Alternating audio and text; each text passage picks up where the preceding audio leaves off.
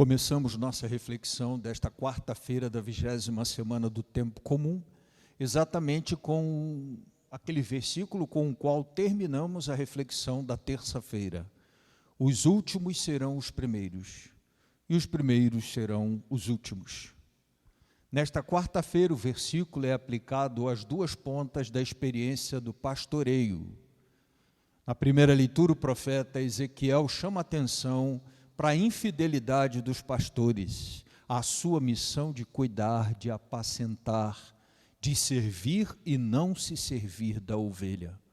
O profeta Ezequiel disse que estes serão destituídos pelo próprio Senhor da missão que lhes confiou de pastores, porque no fim das contas, as ovelhas pastoreadas por estes pastores são ovelhas do próprio Senhor. E se essas ovelhas estão sendo de alguma forma exploradas pelo pastor, um outro pastor será posto no lugar que esteja, sim, disposto a servir as ovelhas, ou seja, disposto a ser o último para ser o primeiro, o que se põe a serviço de todos para ser senhor deles.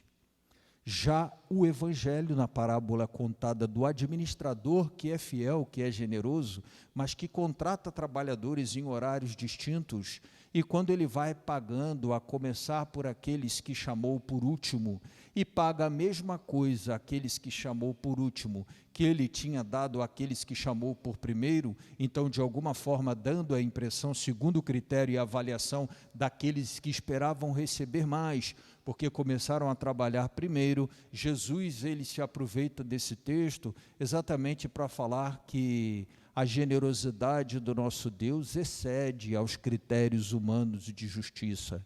E aqui, a ideia de primeiro e último se aplica àquele que recebe da generosidade do administrador, ou seja, não diz respeito só ao pastor, como está na primeira leitura, mas diz respeito também às ovelhas. Todos nós precisamos aprender dessa experiência do fazer-se último para ser primeiro. Aquela coragem, por exemplo, de não invejar a generosidade de Deus para com o irmão, de ter a disposição de sentir-se sempre ovelha para ser pastor. De quando o pastor, por alguma razão, de uma ovelha que o Senhor nos convidou, colocar-se a serviço dela.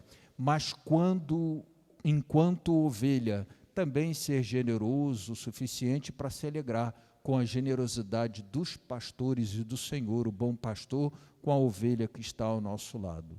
Desejo a todos um dia abençoado e uma quarta-feira de muitos frutos. Experimentemos hoje o cuidado do bom pastor e cuidemos das ovelhas que ele nos confiou.